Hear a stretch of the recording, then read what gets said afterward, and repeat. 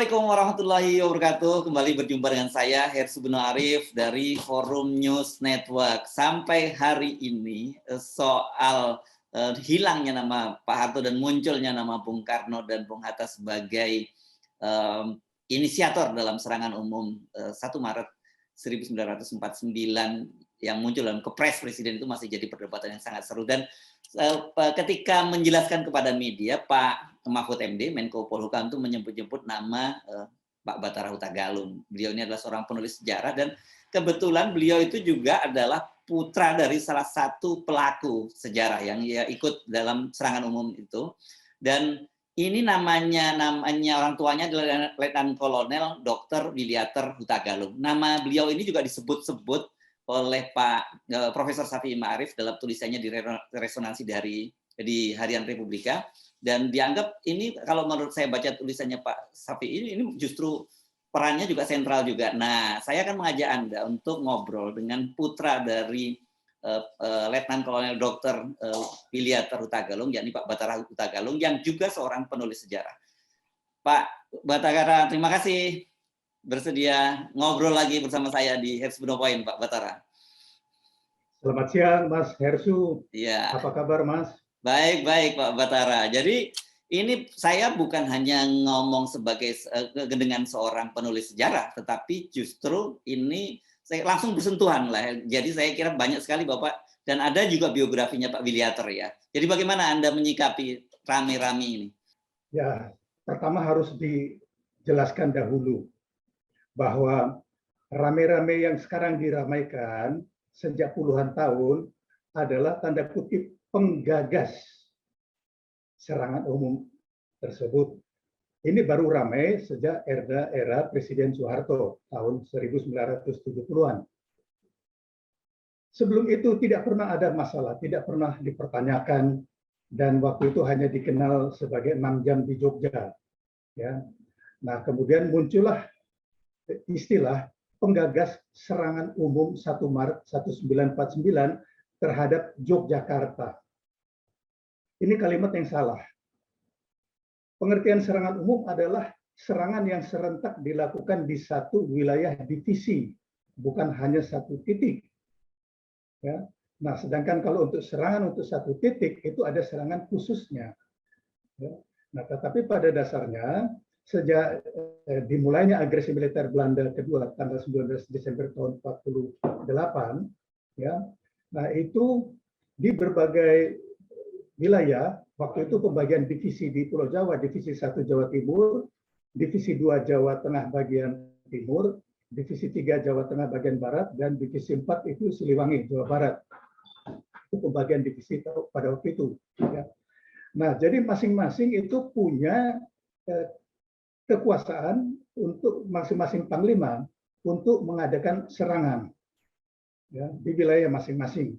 Nah, bahkan di Jawa Timur akhir bulan Desember mereka sudah melancarkan serangan umum. Jadi itu pengertian mengenai serangan umumnya. Nah, kemudian sekarang ini yang ramai dibahas adalah penggagas. Dan penggagas ini yang tadi saya sampaikan mulai diramaikan sejak era Presiden Soeharto. Karena pada waktu itu ya dimunculkanlah versi di mana Letkol Soeharto adalah yang mendengar siaran berita dari luar negeri mengenai resolusi PBB nomor 67 tahun tanggal 28 Januari tahun 1949. Nah, kemudian disampaikan berita juga isi dari resolusi tersebut pertama menyerukan agar Belanda menghentikan agresi militernya, dan kedua membebaskan tanpa syarat semua pemimpin republik yang ditahan oleh Belanda. Nah, Belanda memberi pernyataan menolak resolusi tersebut dengan alasan bahwa Republik Indonesia sudah tidak ada lagi, pendukung bersenjata Republik Indonesia sudah tidak ada. Belanda tidak mau menggunakan nama Tentara Nasional Indonesia karena dianggap ini adalah masih wilayah Belanda dan mereka itu adalah perampok, perusuh, pengacau keamanan. Bahkan tidak mau dinamakan pemberontak. Ya, itu perang terminologi kita dengan Belanda sampai saat ini. Ya, sampai minggu lalu masih ramai di Belanda bahwa mereka menamakan periode sampai tahun 49 adalah dekolonisasi. Ini yang harus kita tentang. Itu bukan dekolonisasi, itu agresi militer. Ya, nah disinilah perang sejarah dan perang istilah. Nah kemudian disampaikan juga di versi selama Presiden Soeharto itu, selain dia mendengar berita radio, dia yang menggagas serangan. Kemudian dia memegang operasi kendali, dia menentukan segalanya. Nah, kalau merujuk pada lagu Ruth Sahanaya, maka Ruth Sahanaya akan menyanyikan Kaulah Segalanya. Bisa juga Pak Batara ini. Abdi juga kalau mau lagu-lagu. Oke, silakan. Ya, tepat kan?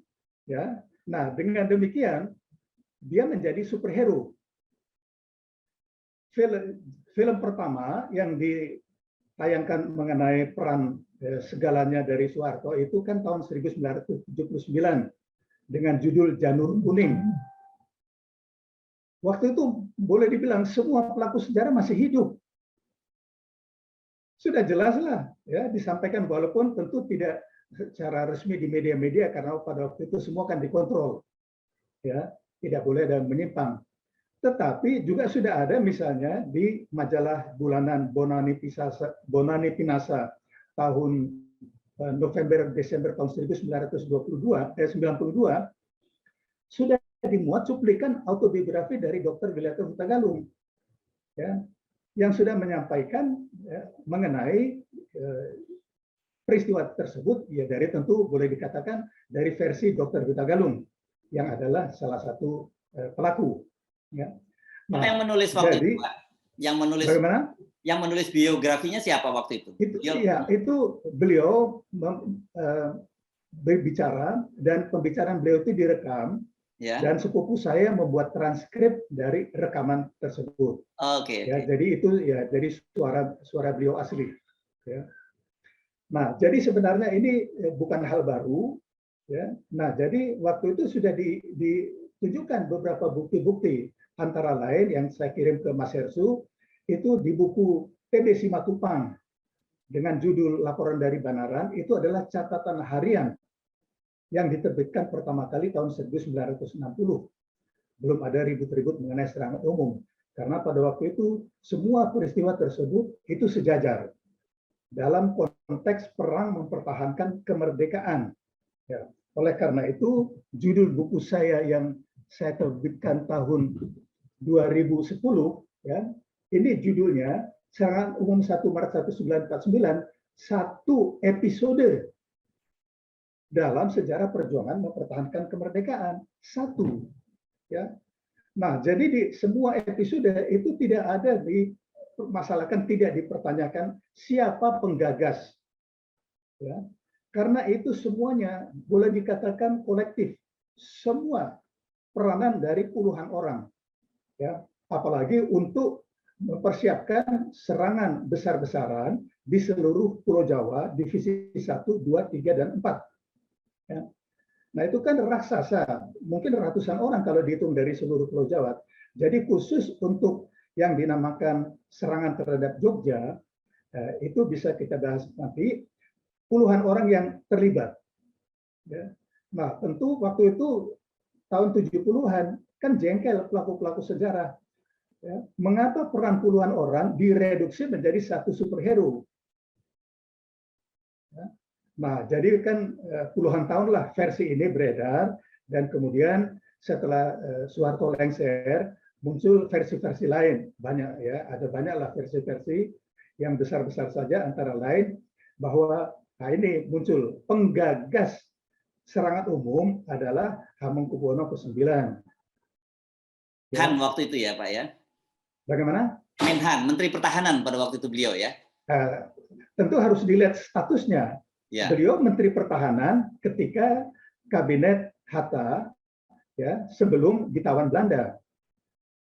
Nah, kemudian setelah presiden dan wakil presiden ditawan oleh tentara Belanda, Presiden Soekarno masih sempat menulis mandat untuk Syafruddin Prawira Negara di Bukit Tinggi, sudah dipersiapkan ya, sebelumnya ya. untuk membentuk pemerintah darurat Republik Indonesia di mana Syafruddin Prawira Negara sebagai kepala pemerintahan.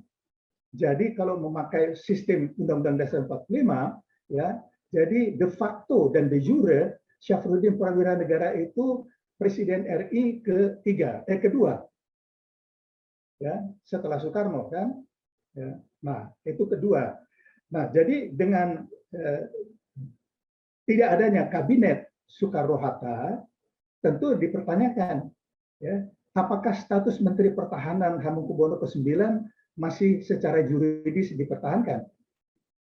Ya, karena pemerintahan darurat itu kan sudah di Bukit Tinggi dan Syafruddin membentuk kabinetnya baik di Sumatera dan menteri-menteri yang di Jawa itu dinamakan Komisariat Jawa. Ya, di mana Hamengkubuwono ke-9 tidak masuk dalam kabinet dalam pemerintahan Syafruddin. Ya. Nah, tetapi harus dipahami bahwa beliau sebagai Sultan Jogja tentu memegang peran besar ketika akan dilancarkan serangan secara besar-besaran terhadap Jogja. Ya. Tentu Komandan Weerkreis yang membawahi Jogja, yaitu Weerkreis 3 di bawah Letkol Soeharto, harus berkoordinasi dengan Hamengkubuwono ke-9. Ya. Di sini peranannya. Tetapi kalau dikatakan bahwa semua yang diklaim oleh Soeharto kemudian mau dipindahkan ke Hamengkubuwono ke-9, saya pikir terlalu berlebihan. Jadi hanya memindahkan superhero dari Letkol Soeharto ke Hamengkubuwono ke-9. Ya. Nah, oleh karena itu kita perlu melakukan suatu pembahasan nasional yang terbuka, komprehensif, ya, untuk mendudukkan segala sesuatunya pada proporsinya. Masing-masing punya peran. Jadi dalam hal ini tidak perlu rebutan bahwa dia yang paling berjasa. Ya. Nah sekarang pertanyaannya, seandainya pun ada satu penggagas, ya, penggagas tunggal. Pertanyaan pertama, waktu itu kan operasi militer besar di seluruh Jawa, kemudian ada serangan khusus terhadap ibu kota Yogyakarta. Pertanyaan pertama, gagasan mana? Apakah mengenai serangan secara besar-besaran? Karena itu sudah dipersiapkan sejak ditandatanganinya Perintah Siasat 1 oleh Panglima Besar Sudirman tanggal 12 Juni tahun 1948. Ya, 6 bulan sebelum agresi militer kedua. Kemudian pertanyaan kedua, apakah yang dimaksud gagasan itu penyerangan terhadap ibu kota Yogyakarta? Ya. Nah sekarang begini, tadi saya sampaikan juga bahwa bukan hanya kan diklaim Soeharto mendengar siaran berita dari luar negeri, kemudian Hamengkubuwono mendengar siaran berita dan menulis surat ke Panglima Besar Sudirman. Itu betul. Ya. Tetapi juga di seluruh Jawa, bahkan di seluruh markas gerilya di Sumatera, itu mereka mempunyai bisa menangkap siaran dari seluruh dunia. Ya.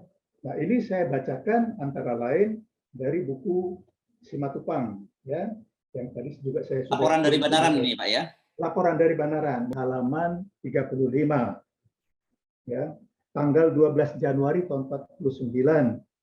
Itu disebutkan, ya, melalui radio Rimbu malam itu kami dapat mengikuti berita-berita yang disiarkan oleh berbagai stasiun sehingga gambaran yang agak lengkap mengenai perkembangan di luar negeri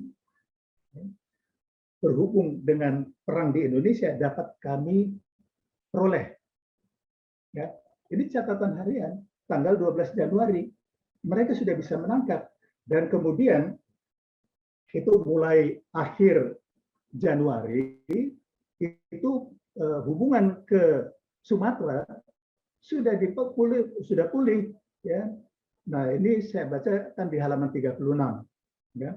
Akhir bulan Januari hubungan radio telegrafis telah pulih dengan Sumatera dan melalui Sumatera sejak itu kami dapat pula mengirimkan berita-berita kepada perwakilan kita di New Delhi. Kemudian ya, saya dengar bahwa hubungan radiotelegrafis dari Sumatera ke Delhi itu selalu harus mempergunakan stasiun antara, yakni di Rangun, Birma. Ya. Nah, Birma itu menyediakan fasilitas radio dan pemancar untuk Indonesia. Itu bantuannya. Nah, ini contoh-contoh bahwa pertama, mereka di markas-markas gerilya dapat menangkap siaran-siaran berita internasional. Ya. Nah, jadi terbukti nanti dari buku N.S. Tarjo, salah satu pengawal Panglima Sudirman, yang juga menulis bukunya, ya, menerbitkan bukunya, bahwa Panglima Sudirman tidak mempunyai kesulitan untuk bertemu dengan komisariat-komisariat atau menteri-menteri kabinet Syafruddin dan panglima-panglima divisi. Karena jaringan itu sudah dibentuk sejak bulan September tahun 48 oleh Letnan Kolonel Dr. Wilater Hutagalung. Ya, Oke, sebagai menarik kepala ini. pos penghubung. Ini menarik ini, kita bicara soal peran dari Letkol Dr. Wilater Hutagalung yang kebetulan adalah ayahanda dari Pak Batara sendiri ya. Ini sebenarnya ini peran beliau ini siapa nih Pak Wilater ini? Ya, kalau dilihat riwayat perjuangannya itu dari mulai Surabaya. Ya, lulus sekolah dokter di Surabaya tahun 37 ya, dan ditahan Belanda karena membangkang terus dan akan dikirim ke Digul dan harus mendapat pendidikan khusus malaria dan penyakit paru. Ya. Nah, jadi setelah Jepang menyerah itu mulai bulan September setelah ada seruan dari Presiden Soekarno untuk membentuk BKR dan Komite Nasional Indonesia Daerah, ya, Wilater Hutagalung yang punya pengalaman selama 3,5 tahun di kalangan Dinas Kesehatan Militer Jepang, itu lebih memilih untuk ikut membentuk BKR, TKR Jawa Timur yang menjadi cikal bakal divisi Brawijaya. Ya, ikut dalam perang Oktober tahun 45 dan perang besar di Surabaya dan Jawa Timur melawan Inggris tahun 45-46. Nah, kemudian setelah gencatan senjata dengan Inggris dan Belanda, itu pindah ke Yogyakarta, ya, mulai bulan Juni tahun 47. Nah, pada waktu itu kan juga tidak banyak spesialis paru. Dan karena memang Panglima Besar pada waktu itu sudah menderita penyakit paru, nah, Wilater Hutagalung ini termasuk di tim dokter dari Panglima Sudirman. Ya, selain sebagai perwira senior yang punya pengalaman perang dari Jawa Timur. Ya. Nah, itulah peranannya di berbagai daerah, ya, di mana banyak bersinggungan juga dengan kalangan kesehatan, terutama dalam perencanaan penyerangan. Nah, sebagai contoh peran dan hubungan dengan Panglima Sudirman, ini ada di buku mengenai Panglima Sudirman. Ya. Nah, di sini disampaikan dialognya mengenai, nah ini di halaman 51. Di halaman 51 buku Panglima Sudirman. Jadi ketika itu Wilater Hutagalung kebetulan sedang berada di markas Panglima Sudirman di Pacitan dekat di Jawa Timur, dekat Pacitan, ya. Nah, pada waktu itu disampaikan masuk surat dari Hamengkubuwono ke-9 juga dari Kolonel Sungkono, Panglima Divisi 1. Masuk surat-surat itu mengenai resolusi PBB yang ditolak oleh Belanda. Ya. Nah, dalam berita itu juga disiarkan bahwa sidang Dewan Keamanan PBB berikutnya adalah tanggal 10 Maret tahun 1949. Ya. Nah, jadi kita ambil contoh kalau misalnya bagaimana reaksi seseorang, ya, atau satu organisasi kalau ada berita negatif mengenai orang tersebut atau institusi tersebut. Jadi disebutkan bahwa Belanda menolak resolusi PBB dengan menyatakan Republik Indonesia sudah tidak ada, pendukung bersenjata Republik Indonesia sudah tidak ada. Nah, sekarang kita ambil contoh di sini Mas Hersu. Ya, kalau Mas Hersu membaca berita Hersu Beno Point sudah tidak ada. Reaksi Mas Hersu bagaimana? Menunjukkan eksistensinya dong. Bikin podcast baru. Betul. Lagi, ada dipublish lagi. Betul, ini reaksi yang normal kan? Bagaimana prajurit-prajurit, apalagi waktu itu suasana perang, mendengar kebohongan Belanda itu. Otomatis semua mereka yang bisa menangkap siaran radio tersebut, berita tersebut, otomatis tentu bereaksi. Ayo kita tunjukkan, kita masih ada. Ya. Nah, jadi sekarang di sini tentu pertanyaan, kalau semua mendengar berita itu, kemudian semua bicara kita harus serang Belanda. Bisa nggak ditentukan siapa yang pertama kali mencetuskan? Ya, karena itu tidak penting lagi. Yang penting sekarang, oke, semua sepakat kita harus lakukan serangan. Nah, itu ya ada di markas Panglima Besar Sudirman. Hierarki tentara tentu yang memutuskan adalah Pak Dirman, begitu ya? Panglima Sudirman yang menggerakkan ya, divisi 1, 2, 3, dan 4. Ya, karena langsung ya dapat langsung jaringan perhubungan gerilya itu sudah, dan juga sudah disebutkan di sini ada mengenai perintah siasat 1 di buku saya yang saya kirim tadi ke Mas Hersu, ya ada perintah siasat 1 mengenai bagaimana nanti di dalam situasi perang gerilya, ya selain menggerakkan pasukan di Jawa Barat, di Jawa Tengah dan Jawa Timur. Pada waktu itu Siliwangi hijrah dari Jawa Tengah jalan kaki ke Jawa Barat. Ya, mereka harus melancarkan serangan yang dinamakan Operasi Wingate. Ya, Operasi Wingate itu beroperasi di wilayah musuh atau dari belakang pertahanan musuh. Itu sudah disiapkan sejak tanggal 12 Juni tahun 48. Jadi ketika akan menggerakkan semua, tinggal dibuka saja, diambil dari laci, ini, jalankan ini. Semuanya sudah dipersiapkan. Ya. Oleh karena itu tidak masalah dalam waktu kurang dari 1 bulan, menggerakkan 4 divisi di Pulau Jawa. Oke, ya. Jadi sampai di sini clear ya Pak, siapa yang jadi penggagas itu nggak perlu dipersoalkan. Tapi kemudian muncul nama Bung Karno dan Bung Hatta ini kan orang menjadi bertanya-tanya karena beliau berdua ini kan dalam kondisi ditahan oleh Belanda gitu. Baik, mungkin sementara saya lanjutkan sedikit. Tadi kita mempertanyakan penggagas. Penggagas yang mana? Apakah penggagas serangan besar-besaran di seluruh Jawa atau serangan khusus terhadap Yogyakarta? Nah, kalau dilihat kronologinya dari semua catatan-catatan yang ada, bukti-bukti yang ada, bahwa pada waktu itu memang akan dilaksanakan serangan, di mana ada serangan yang khusus, di mana tadi saya ingin bacakan perintah dari Panglima Sudirman kepada Letkol Wileter Hutagalung di halaman tadi saya sebutkan halaman 51 dari buku ini. Ya, nah disampaikan dialognya dari Sudirman ke Wileter Hutagalung. Kamu kan orang pintar, kamu harus bantu bangun strategi serangan. Ya. Nah, tetapi kalau menurut ayah saya, formulasi kalimatnya tidak begitu. Ya. Karena pertama, Wileter Hutagalung lebih tua dari Panglima Sudirman, lebih senior, dan kemudian juga sebagai dokter. Nah, kebiasaan semua yang memanggil Wileter Hutagalung itu Pak Dokter. Ya. Jadi selalu dibilang Pak Dokter kan, karena itu wajar dari dulu sampai sekarang.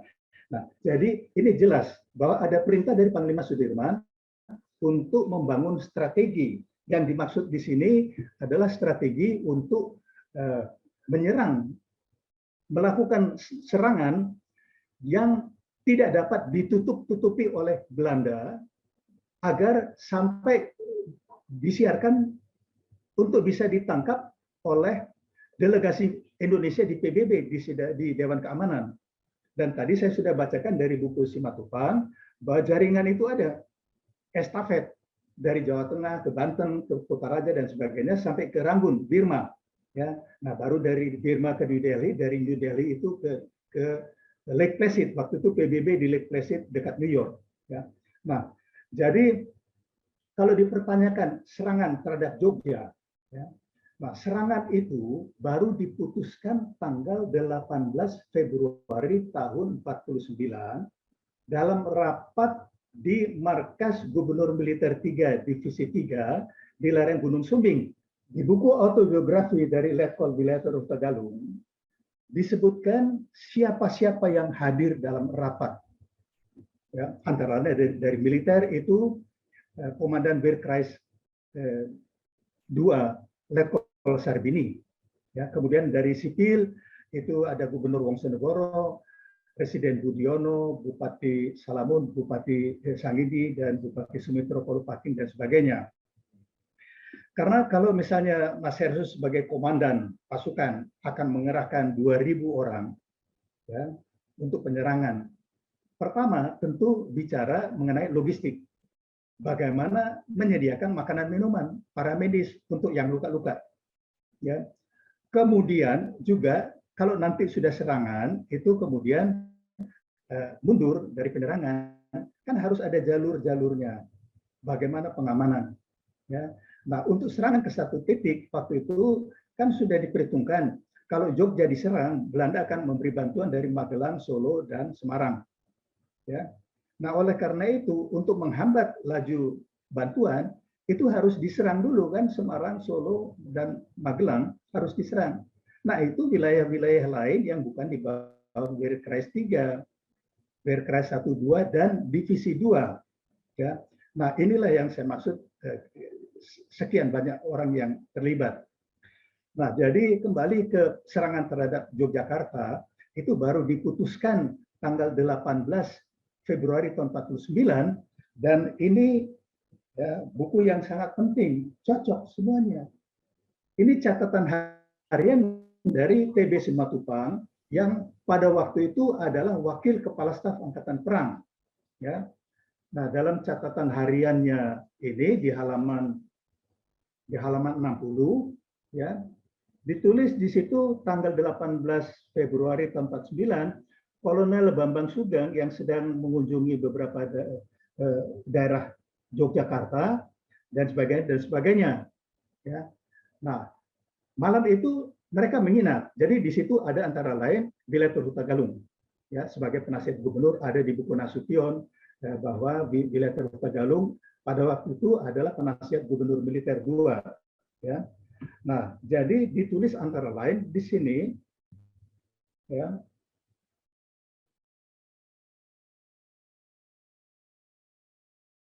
untuk melakukan serangan yang spektakuler. Ya. Jadi khusus untuk Jogja itu namanya serangan spektakuler. Ya. Dan di judul buku Wilayatul Tagalung sesuai dengan yang ada di buku-buku yang lain, ditulis di sini penyusun grand design serangan spektakuler terhadap Yogyakarta. Ya. Nah, serangan spektakuler ini adalah bagian dari serangan umum yang besar khusus untuk Yogyakarta. Nah, itulah garis besarnya mengenai urutan dari Panglima Sudirman dan sebagainya. Nah, jadi saya agak heran kalau sampai sekarang banyak yang meributkan siapa penggagasnya. Seperti tadi yang saya sampaikan, ya, di mana pentingnya siapa penggagas ketika banyak sekali yang mendengar mengenai siaran berita menyatakan TNI tidak ada. Ya, bagaimana pejuang-pejuang waktu itu yang darah panas semuanya mendengar berita itu? Kan otomatis ada yang bisa klaim dia yang pertama kali mengusulkan.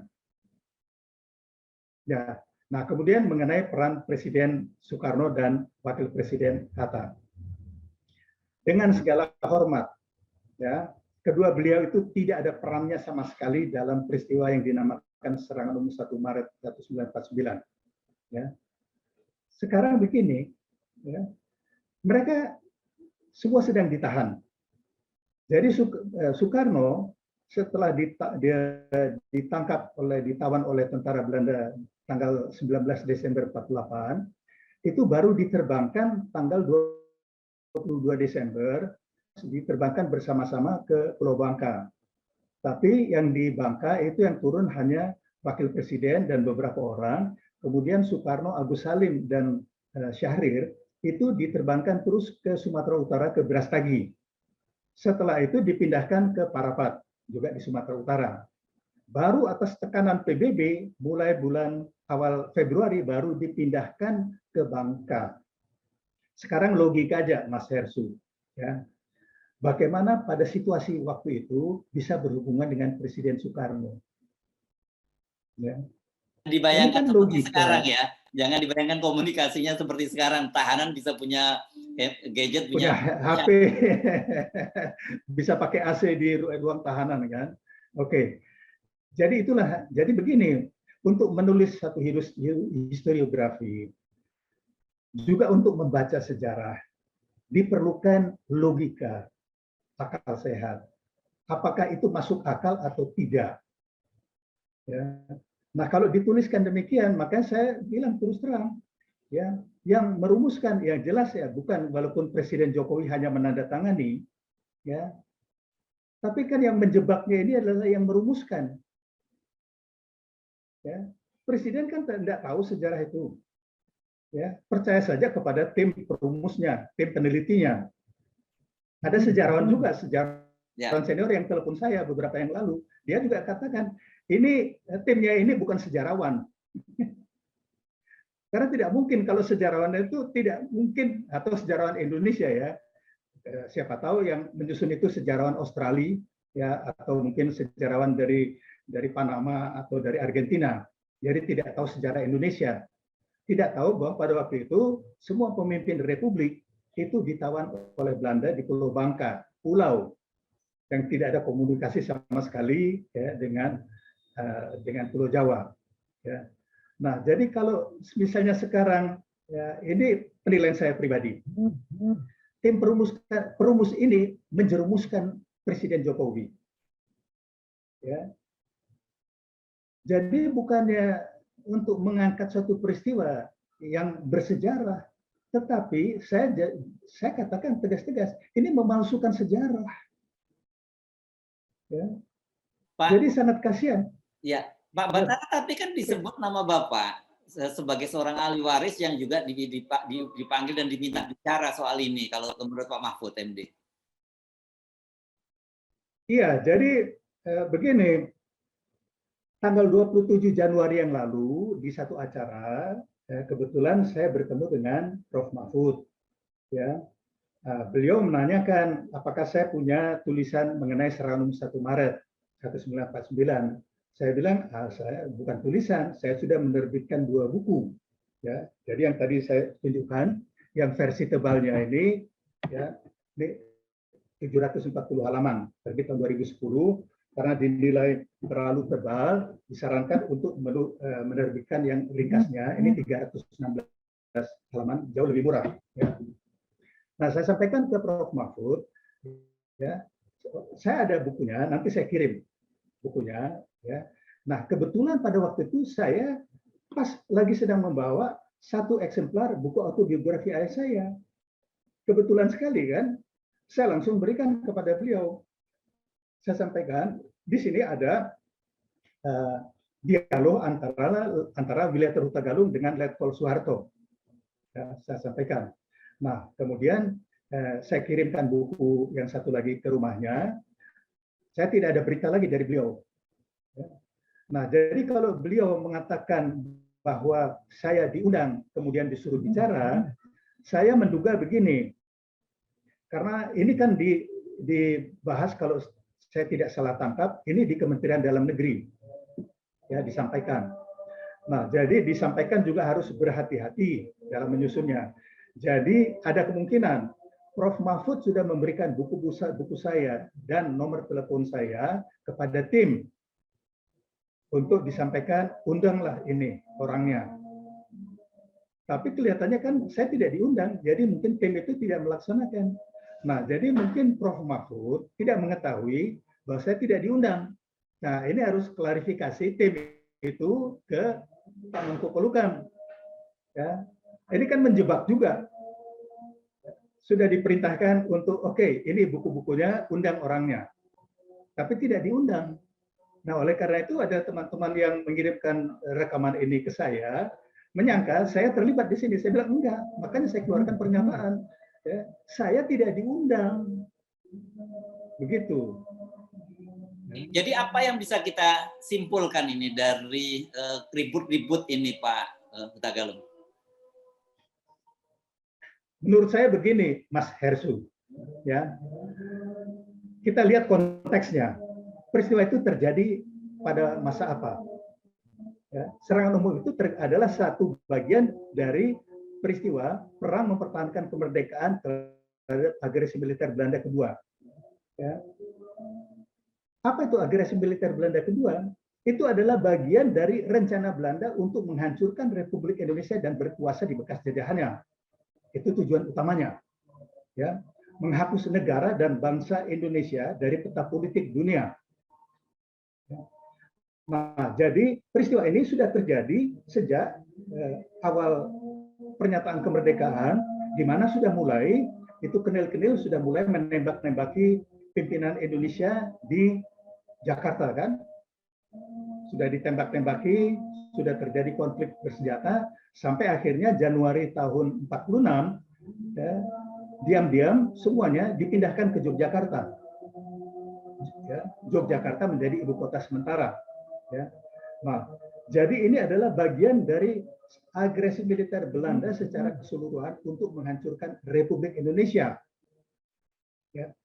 Nah, pertanyaan besarnya, kenapa sekarang puluhan tahun yang diributkan itu, siapa penggagas serangan umum 1 Maret, yaitu satu episode dari perjuangan perang mempertahankan kemerdekaan selama 4,5 tahun.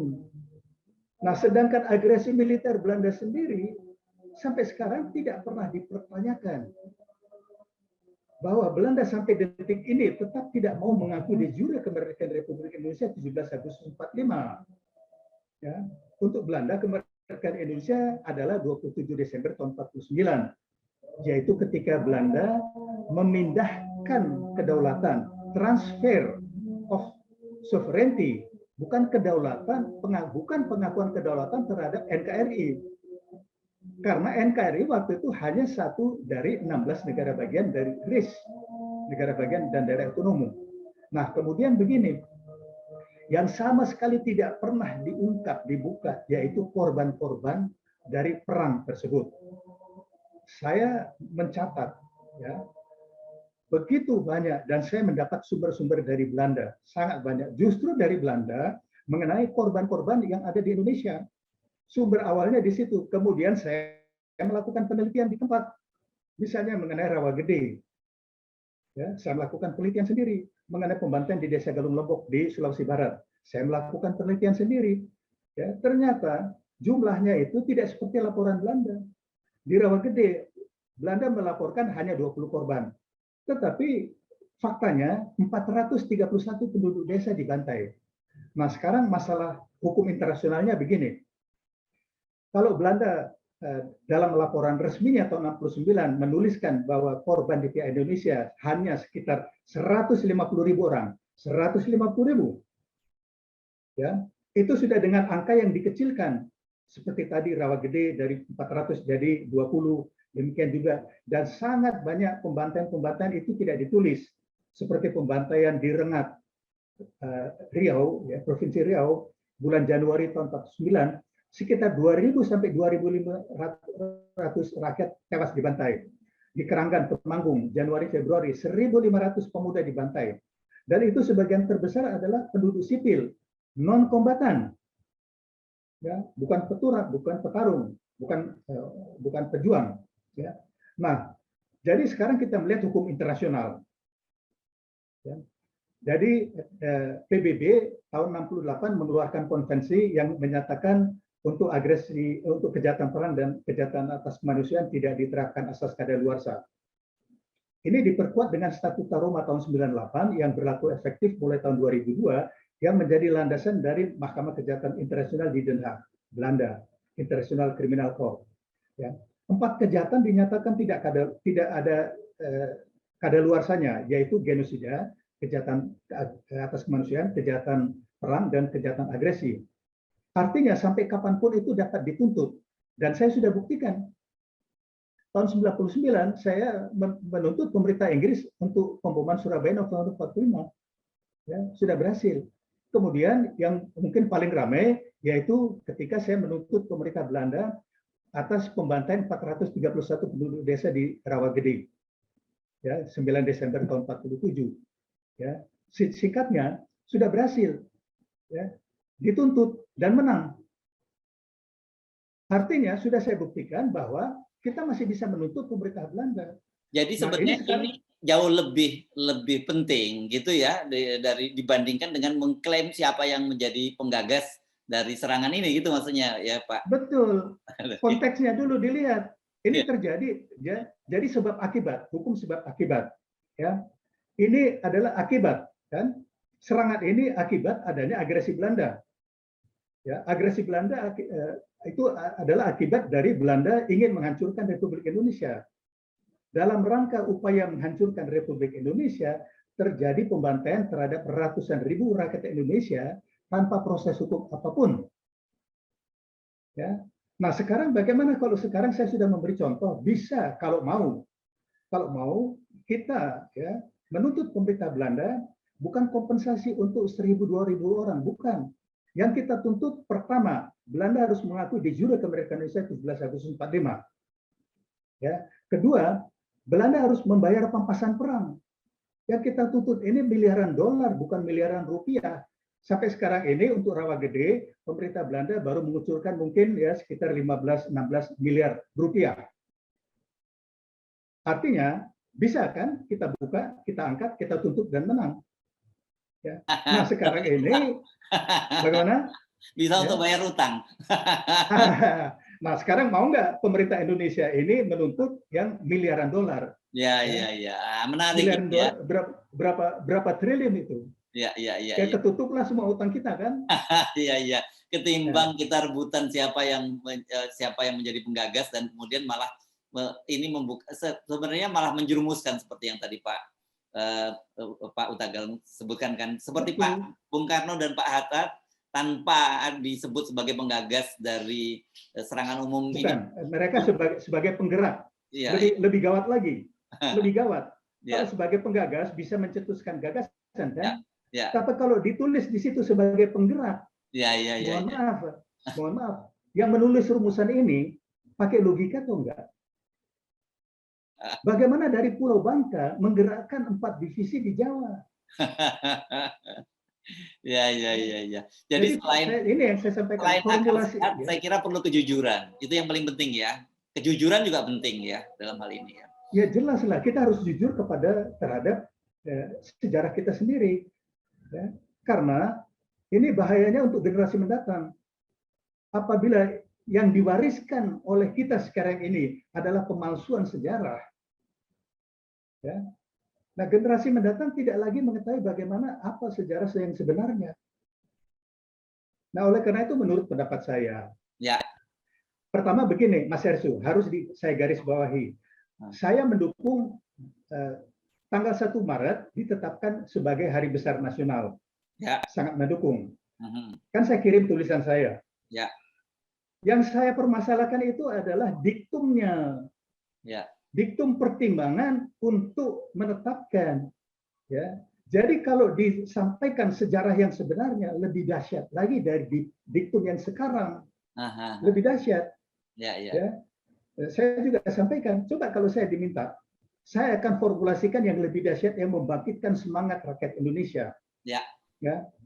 Bahwa dalam pertimbangan kedua ditulis dalam Kepres nomor 2 itu, ya, pertimbangannya adalah Belanda menghalangi upaya Indonesia memperoleh pengakuan kedaulatan. Nggak perlu itu memalukan. Ya. Jadi formulasinya harus ya TNI dan rakyat Indonesia berhasil mempertahankan kemerdekaan. Ya, dengan pengorbanan yang sangat besar. Ya. Nah, kemudian mengenai penggagas, begini Mas Hersu, apakah Kepres itu harus mencantumkan nama-nama orang? Ya. Kan tidak. Ya. Tidak. Ya. Nah, jadi untuk menjaga netralitas, Ya, ya, ada dua kemungkinan. Pertama, semua nama itu puluhan itu ditulis, ya, tapi kan tidak mungkin ya. dikepres. Hmm, Nah, untuk menjaga netralitas, tidak usah ditulis satu nama pun. ya. Hmm, Peristiwanya yang disebutkan, peristiwanya yang dahsyat, ya, ya, yaitu ya, perang mempertahankan kemerdekaan ya, dengan formulasi ya, apabila Tentara Nasional Indonesia yang didukung oleh rakyat Indonesia tidak berhasil mempertahankan kemerdekaan, maka negara dan bangsa Indonesia lenyap dari peta politik dunia. ya, Nah, ini kan kehebatan TNI dan rakyat, ya, kemanunggalan. ya. Ya. Baik. Nah, jadi inilah pendapat saya. Ya, jadi mohon diktumnya bukan penetapan tanggal tersebut jadi hari besar nasional, bukan. Tetapi diktumnya yang diubah sesuai dengan sejarah yang sebenarnya yang lebih hebat. Itu Baik. penjelasan saya, Mas Hersu. Ya, terima kasih banyak Pak Bathara Hutagalung. Beliau ini selain seorang sejarawan adalah putra dari salah satu pelaku serangan umum 1 Maret 1949, Letnan Kolonel TNI Dr. Wiliater Hutagalung. Ya, Let's go. Ya. Oh iya, Mas Hersu, ya, mungkin sedikit catatan ya, yang ditulis oleh Profesor Syafi'i Ma'arif. Ya, ya, kan di situ ditulis Wiliater Hutagalung pahlawan nasional. Ya, ya kan? Ya. Nah, saya perlu menyampaikan koreksi. Ya. Belum mendapat gelar pahlawan nasional, sedang diupayakan, belum, sedang diupayakan. Tetapi proses ini kami hentikan. Iya, karena proses pengusulan gelar pahlawan nasional itu kami hentikan awal bulan Februari tahun ini. Karena? Jadi belum mendapat gelar pahlawan nasional. Oke. Nggak, kenapa dihentikan? Ya, itu panjang ceritanya itu, Mas. Oke, nanti kita akan bahas lebih lanjut ya. Sekali lagi terima kasih Pak Bathara Hutagalung atas kesempatannya untuk berbincang kali ini.